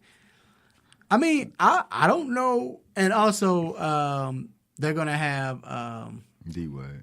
No, they're going to have D-Wade, of course, right. But I'm saying Oladipo's Russell. not D. Russell. Russell. He deserved it. He deserved it. Because they number 5. They number 4 or 5 in the East. They got to have some type of representation. Yeah, it was going to be between Russell and Spencer Dinwiddie. Also could have made it. Yep. Yeah, that's true. But he hurt D-Russ. But he's hurt too, right? Yeah. His numbers up. His assists are up. His turnovers are down. His mid-range pull-up has became probably one of the best in the game. Like D. Russell out there balling. So who is somebody you think that shouldn't be on here or should have? Kyle Lowry. I agree. Why? Kyle Lowry's had a great. I thought he's had a great season. When last time? He's had a great season. I don't. When Kawhi Leonard out the game. No, even with Kawhi Leonard, he's been getting assists. I think he's second in assists, something like that. He's been playing well. So that mean you're an all-star? Yes, on a team with the best record, you put him in. Same reason that Klay Thompson made it. Exactly. He wasn't playing great, he's on the team's best record. But Kyle Lowry has been playing well. Like it's not like you don't have to dominate games, but he's been playing well. Like it hasn't been where like Klay had games where he wasn't playing well. He was struggling. Kyle Lowry has been playing well and been consistent the whole season. Yeah, he don't deserve to be on the All-Star. So what point guard you think deserve to be on the All-Star? In a second. Right. It ain't. But even with that, he deserves to play because he's been consistent all year. He's been playing well, doing what they need him to do. When they need him to score, he's been scoring. He's been getting assists. He's been playing well. Gee, I know you looking up numbers because I could tell. I know you. What is? I was just looking at the standings to see if there was somebody who, like I mentioned before, like Utah, should they have some representation since they would be in the playoffs today? The Clippers should. Because the Minnesota they're like number 11 right now, but Karl Anthony Towns made it, and Gobert didn't. Yeah. So in the East, what about the East? Even D'Angelo Russell over Kyle Lowry. Well, he's in now, so. Yeah. But why he in? But it's money you season see for what I'm him saying? too. It's money season for him too. Just recognize that too. Right, it is. So can you look up the stats, G, for D'Angelo Russell? And I want to compare him to. I know Lowry's at like 14 and 9. D'Angelo Russell at 19 and a half, 3.8 and 6.4. 3.8 rebounds a game, 6.4 points per game. Assists per point. 19? Yeah. They're playing well. He leading the whole team, though. Like, he taking over at certain points in the game. Kyle is not doing that. Well, Kyle don't have to do that because they have Kawhi. But D'Angelo has to do that. So here's my thing, and I talked about it with you before. What do Kyle do now when Kawhi is on the floor? Wait, what does Kyle do? Yeah. Kawhi's on the floor. He don't want to take the shot no more. He don't want to. It's kind of like he's saying, okay, y'all gonna make do y'all player. That's what y'all want to do. All right, when he on the floor, and that's my biggest thing with him. I don't think that. Also, should Jimmy Butler have made it? I don't think so. Nah, I don't think he's been out, and I don't know. But I'm always a Jimmy fan. Put him on the team. I like Jimmy, yeah, but I don't. This is my thing with Kyle Lowry. He doesn't have to, and I think the fact that he's accepted that role to say, you know what, I'm going to defer. Remember, to me, that was my biggest problem with Toronto last year was Kyle Lowry. They made him, and that was his role to score, but it was kind of like the Westbrook and Durant situation where they was just scoring, but it wasn't helping the team. But it's not just scoring, bro, and that's not what I'm saying. He's not aggressive when he's on the floor with Kawhi. Like, at all. He, like, is a completely different player, and that's my problem. If you're in the all-star, right, like, you're going to be who you are, right, and not just the player. You're your persona, your everything. Are you doing this because they got rid of your friend? No, I don't think so. That's why I said it's working, and this might be this is scheme. It's working. They a top team in the East. They was a top team last year in the East. So what are you really saying? Here's the thing, though. Nick Nurse asked him to do that, to be that type of guy, and to get more people involved. It's schematic. So he actually asked him to do that. But look, they're a better team than last year. You know that. This is true. I'm not saying they're not a better team. No, I'm not saying that. I'm not right. saying I know that, that. and I'm saying they're a better team because Nick Nurse is like, look, let's go ahead. This is what we need you to do for us to be a better team, for us to be this particular team. If he's doing that for that, yes. But that's what he's doing. Yeah. I know it is because he's 9 assists. That's what they ask him to do. Yeah, they asked him to do this, and it's working. Like, so Kyle Lowry is emotional as anything, right? You know that. I couldn't say what I wanted to say, but he emotional with anything. So that's what I'm trying to say. If he's doing it for the team, then great, yes, and everything. But if he's doing it because he's not. He want to say how you know? Because he tapped you on your shoulder and said, he was happy. Like Jerry Jones said, "Hey, Raphael." Because he was happy when they said we're gonna get Kawhi. You could tell the way he was answering the questions. He was happy. He was happy. He was happy. Happy about what? He didn't even take up for his boy. So the fact that all right. Did he take up? Did he take up for DeRozan? Did he take up for DeRozan? Exactly. Man, he made sure that he wasn't gonna get in trouble with his organization that's paying him $30 million a year. And that's what he made sure. And that let you know. And that let you know he's like. Okay. That's what I'm saying. Are you doing it because of that, or are you doing it for the betterment of the team? He's doing it for the if you're doing it for the betterment of the team, I'm all for it. But are you doing it because you don't want to get in trouble? But D, where do you see that? Why do you keep saying it? So where do you see that he's doing it because he's emotional? Like, and I'm asking you this. I don't see it. I see it. I watch day games a lot. I watch NBA every night, and he is two different players. He gives you this sometimes. Yeah. And that's all I'm saying. But I think that's because Nurse asked him when Kawhi's in, this is the guy, and I think they noticed that because, and G, we're about to go, but I think they noticed that because last year you had the two, and like I said, it was the same with Westbrook and Durant. Both of them were scoring. They were good in the regular season. When it came down to the playoffs, it didn't work out well. It was no balance. So what you saying? The organization is saying we want Kawhi be here next year. Make sure he sign here. So we want you to take a back seat, chill out, make sure he sign here. And then what's gonna happen next year? No, you putting words in my mouth, but that could be it. See what I'm saying? That's not it. Like that's horrible. But I don't think that's it. I think Nick Nurse, because Nick Nurse been there. You gotta say Nick Nurse was assistant coach last year, so he saw what needed to be done. And I said that. So you don't think let me finish. Okay. The fact that he's been there. He saw everything that was going on. So now he knows his players. He knows what they were doing before, but he knows what he needs to tweak. And what he's doing, tweak the team, it worked. And that's why I'm saying. But look, we got to take a quick break. We'll be right back. We'll come back on.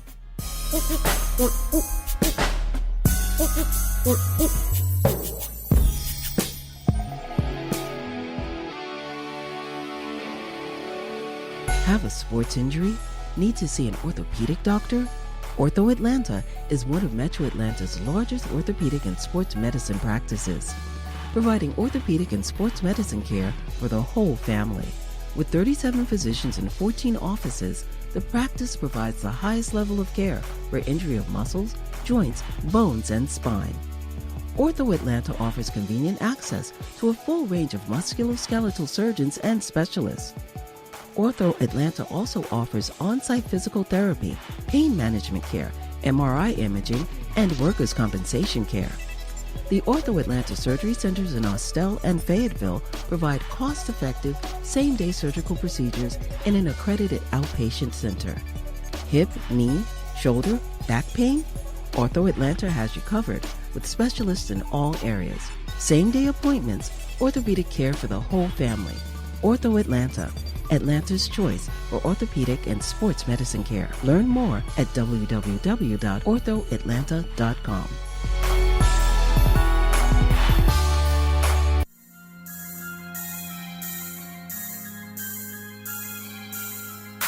I'm Maurice Jones-Drew of the Jacksonville Jaguars and the NFL Network, and you're listening to The 3-Point Conversion. The 3-Point Conversion. The 3-Point Conversion. The 3-Point Conversion.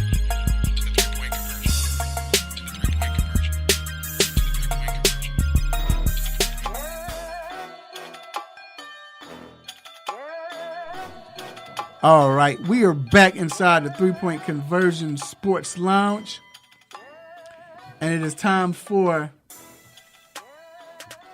the weekend picks. Who do y'all have? First of all, I'm gonna go around the table, and we're gonna pick the Super Bowl pick. That's what it is. The Super Bowl pick. Patriots, Rams.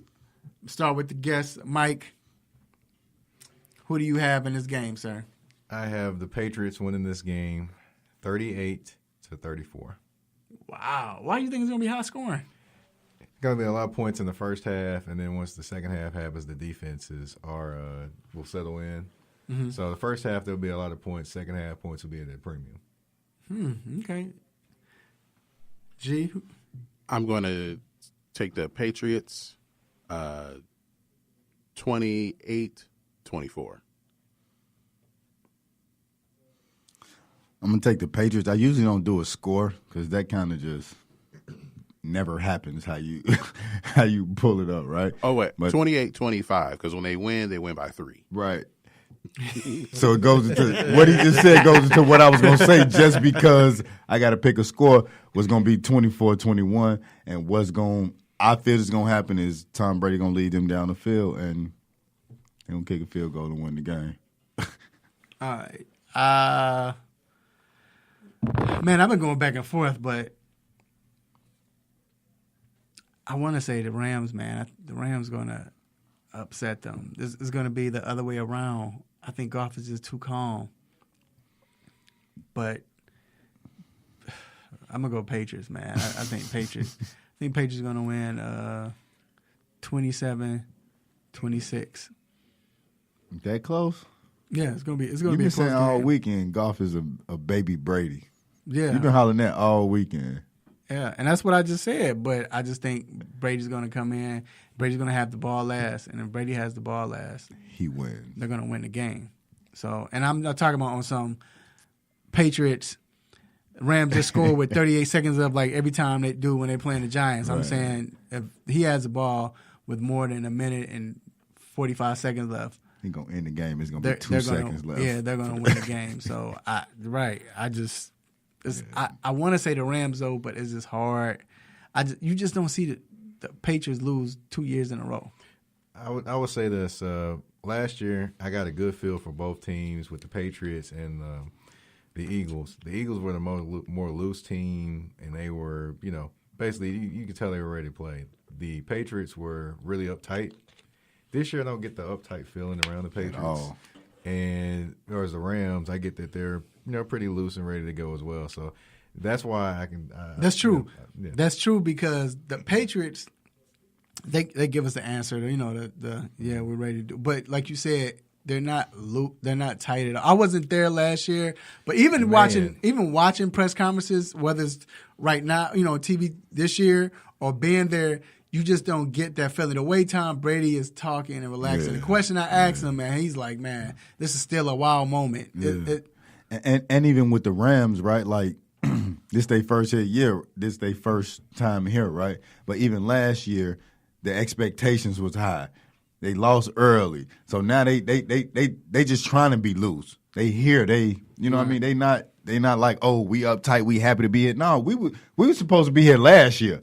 Like, I think that's what they thought is. Like, surprised to be here. We're not, like an overwhelming team that got here off of luck of the surprise. We were picked to be here since last year. Mm-hmm. So, man. Yeah. So, all right, there are our picks. We got the over and under with G. Take it away, G. You know how you just have that good feeling for a pick? Do I feel lucky? Yeah, that's this segment. It's time for Over Under with The Intellectual and Mr. Controversy, only on the 3-Point Conversion. All right, so this is the over under segment in which we look at some interesting prop bets, and of course this is the Super Bowl, so they actually get a little more ridiculous as far as what people can put a wager on.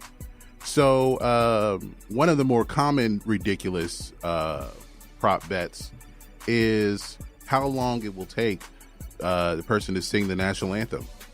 So how long will it take Gladys Knight? It'll be Gladys Knight. How long will it take her to sing the national anthem? And it's been set at 1:47. So over under 1:47. What do you have, Mike? Is that 1:47? Yeah, you have over under. Over. Who's singing it? She gonna think like she going back to Midnight Train Georgia on there a little bit. So She's in Georgia. That's what we saw the other day. Yeah, I don't think. I think it's under. I think. How long is it usually? Can we ask that? It's normally around. It hovers around the 2-minute mark. Like it's normally on either side of the 2-minute mark. But if you get someone, I think the younger the person is, it might be shorter. Okay. If they're younger, it might be shorter. If it's someone like Gladys Knight or Aretha Franklin sang it, and I think she took like 3.5 minutes. Who, Aretha Franklin? But that's Aretha Franklin. I'm going over there. I think Gladys Knight, she's very professional. Gladys Knight is not going to be doing any runs or anything like that. That's not her style. She sings the song the way it is. She's going to smile the whole time. Whereas... But she did say, I am here to give the anthem back its voice. I'm going over. But that just means... She finna sing. No, that means she's about to do it the right way, because everybody else come on, they trying to do runs. They got the music playing for a prelude, like in the middle of the thing. Like, what is this? So I'm going under, man. She's not going Fergie at first. Yeah. All right. So for the next one we have, will Jim Nantz or Tony Romo use the word Hotlanta during the game? Oh, Jim Nantz gonna kill that. Jim Nantz gonna say that about 8 times. Watch. Everybody in Atlanta gonna be like, "Yo, we don't even say that, bro." That's over. That's over. Yeah, I got over. What was it? At how many? Well, it was just yes or no. Will it be said at all? That should have been an over and under, because I got him saying it 6 times. Because that's Jim Nantz. He loves trying to say the trendy stuff, and then not even knowing that ain't. It should have been an over and under. How many times? Trendy. He gonna say it should have been an over and under. No, how many times Tony Romo was going to guess to play for? Man, that dude been killing it. He all right, coaching job. Can he go play the lottery after he guesses one more? No, he knows what he's doing. No, he need to be defensive coach, a defensive head coach, just a coach. Defensive coach. Period. Go ahead. All right, and the last one we'll give here is how many times will Tom Brady's wife Gisele Bündchen be shown on TV during the game? And it's been set at 1.5. Over. I'm going over. I'm going over. What are you saying? Over 2 times. At least 2 times. I'm going over. She gonna get shown from the beginning, and then after they win, she gonna be shown again. No, they're gonna show her in the game about 3 times. Bite her nails. He's driving, and Jim Nantz gonna mention her about 3 times. So. These are the yeah. I got over. Yeah. All right, so that will do it for Over and Under Super Bowl edition. All right, we're going to take a quick break, and we will be right back.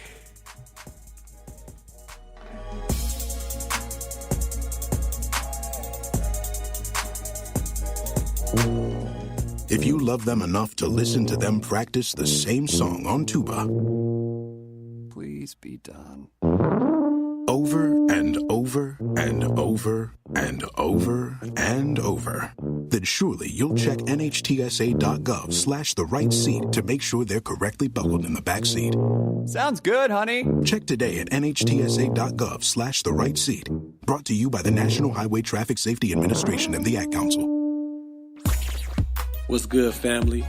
I'm Marlon Sucker Free Jones, a Sucker Free Life Double LC, and I'm locked in every Saturday to the best sports show on the planet, the 3-Point Conversion, with no team or no players off limits. So let's talk sports, the best of the best, the worst of the worst, and everything in between. Can you dig that?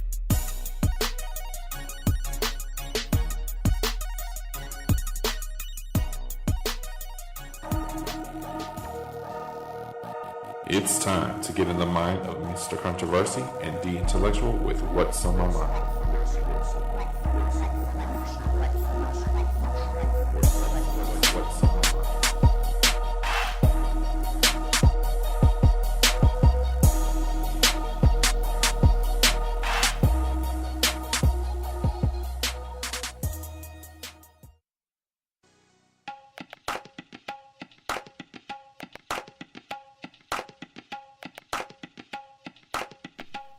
All right, we are back inside the 3-Point Conversion Sports Lounge. And this next segment, What's on Our Mind, or What's on My Mind, is brought to you by Sucker Free Life LLC. Make sure you live your truth for the world to see, because everyone can be sucker free. Make sure you purchase your apparel today on Facebook.com/Sucker Free Life LLC. Now, segment is What's on My Mind. This is where we get to talk what's on our mind and talk about what's going on, what things we don't understand. We just get to talk. And no one interrupts us or anything. It's just a moment. I got so much on my mind today. The Super Bowl, you have the NBA. Man, what's on my mind is we had a chance to cover the Ray Lewis Ray of Hope Foundation Gold Jacket Party for Purpose. But I had a hard time saying it. G, how many times? Like, he did like just, 6 times. Ray, it's a long name. It's a long name. Just call it just Ray of Hope, Ray. What he kept calling it, though. It's called the Ray Lewis. No, Ray Lewis Ray of Hope Gold Jacket Party for a Purpose. Yeah, he said that every time. I mean, no, but it was just his thing. But that dude that's with the name the shiny of it. jacket probably said He it said every it time. like he got it too. But anyway, all right. So, what's on my mind is, and he did it for a great cause, whatever. It's his foundation, and I get it. I like it. It was cool. He had some of the people there, some of the kids there. But we talked to Jameis Winston, and that will be on. We'll put that up today. But with Jameis, he started talking about his foundation. And it made me think, and I even asked him how so much of the negativity, we all know, that's why I got into media, is shown on these players. With Jameis, you think about the Publix incident where I guess some guy tricked on him and told that he took the crab legs, which normally happen. The incident when he was in college, he stood up and talked about old girl. The situation he was dealing with the girl said he tried to rape her, whatever it was, sexual, whatever it was. But all of that good stuff, or bad stuff, I should say, but no one ever focused on the good. And he talked about his foundation and how it really means to him. Like, he didn't even talk about his foundation at first. He was just talking about Ray's foundation. And he spoke about how it's a passion for him. And that's what he wants to do. That's his purpose. That's the whole point. It's not just about the NFL and everything. And it's a shame that everyone wants to go in, not just on Jameis, but everyone else if you have some type of bad or whatever, even if you're a good person, you don't hear about the stuff they do in the community unless it's a heartwarming, situation where companies or like NBC or other stations can get credit for it because they look good. But they do it out of the kindness of their heart. And for him to talk about that, and it's just like, man, that's dope. Everybody that went there, you would think, and G was with me too, I knew we was going to hear the answers like, yeah, well, no, this is a great cause. We're here to do it. Man, they were serious about it. These people that were there were serious about it. You could tell. So just to hear that, and it's like, I just wish more companies or just people in general would put that out there, what they're doing. And some of them don't even do it for that. But still, people need to know this. Because if we're looking at them, our kids looking at them as role models, don't just look at them as role models on the field. Well, if they see what they're doing in the community, I think that'd be great, for the kids to see that. And then they can go that route. And so kudos to all of them. I just wish it could happen more. And that's what the 3-point conversion will do. Make sure it will. And that's what's on my mind.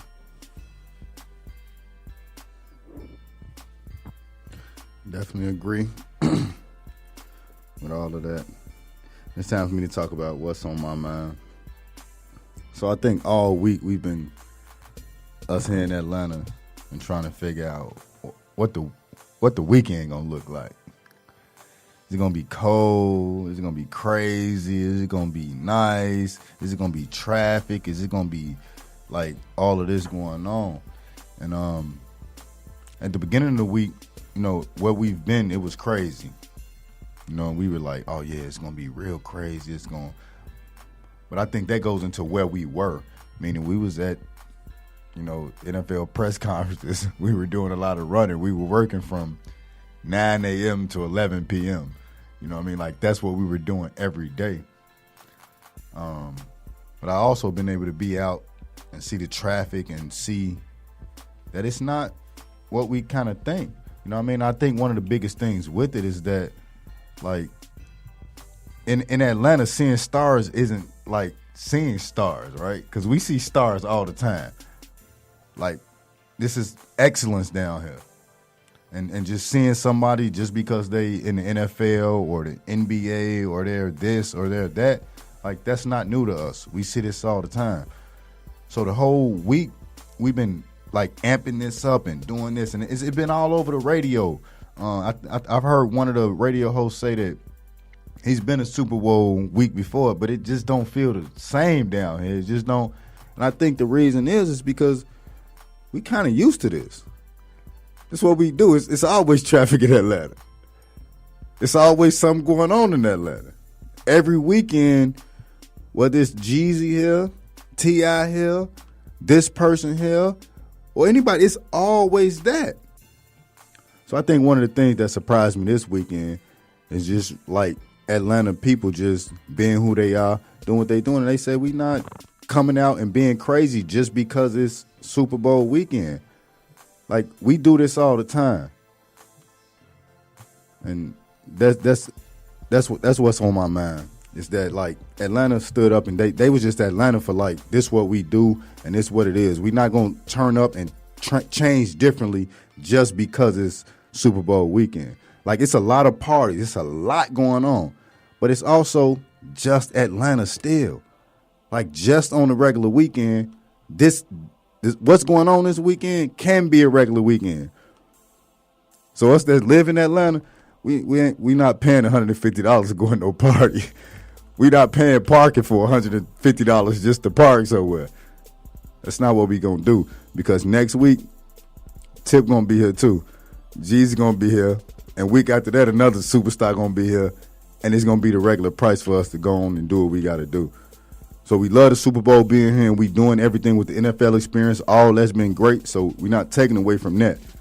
But like the offside, the outside things away from the NFL, that hasn't really changed what Atlanta do. We do this on the regular, and that's what it is. That's what's on my mind. Let's keep it real. The Atlanta wasn't turned up or whatever they say because it was cold outside. The Mavs was in the house. Well, I was outside last night. It wasn't cold at all. I ain't had no coat on or nothing. And it was like there was no traffic on the express. Do you know how Friday nights usually look in Atlanta? Yeah, like I said, I think they did a Jedi mind trick. I think when the Super Bowl was coming here, everybody was like, "We're not driving, we're not taking trains." It has completely been the complete opposite. Yeah, but I think everybody that drive, thought about it. Yeah, it was. Yeah. But even in some of the spots, yeah, it was crazy. All right, you hear this music, you already know what it means. It means it's time to let you go. But before we let you go, we got to have a couple of shout-outs, and you might be a part of it. First, I want to give a shout-out to the Almighty God for blessing me and the three-point conversion with this opportunity for this week. Just personally giving me this opportunity to speak my mind and give me this platform and do what I do, say what I say, make you all upset, mad, happy, want to give me the stop it button.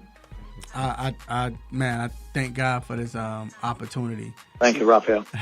And I also want to give a shout out to my guest, Mike Patton. We appreciate Mike for coming on, taking time. I know he has to go to this NFL honors to get prepared for that, but he took his time out in the morning to come here right before he has to go. Also, I want to thank just everyone else that listened and that, and of course my people, G, and my co-host, The Intellectual. Definitely.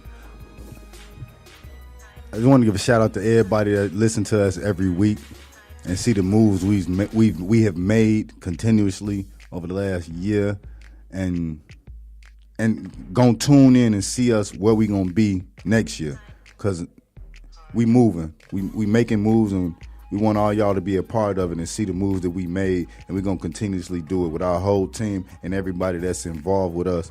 So thanks for listening, family, friends, and everybody. All right, and I want to thank my family and friends, my beautiful wife, children, cousins, aunties, uncles, grandparents, brothers and sisters, and play cousins and all. Thank you for your support. Thank you for being there, sticking with me. And also I want to thank everyone who listened live and watched us live.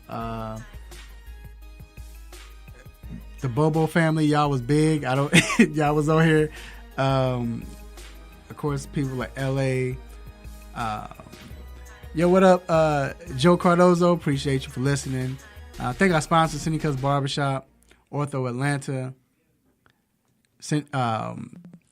Sucker Free Life LLC. Appreciate everybody, man. Make sure you love family. Y'all stay safe in these streets, but love family. Let family know you love them. Eat well. Have a great time. Be safe tomorrow, but enjoy the game. Until then, same time next week, same show, same crazy host, same sports nonsense.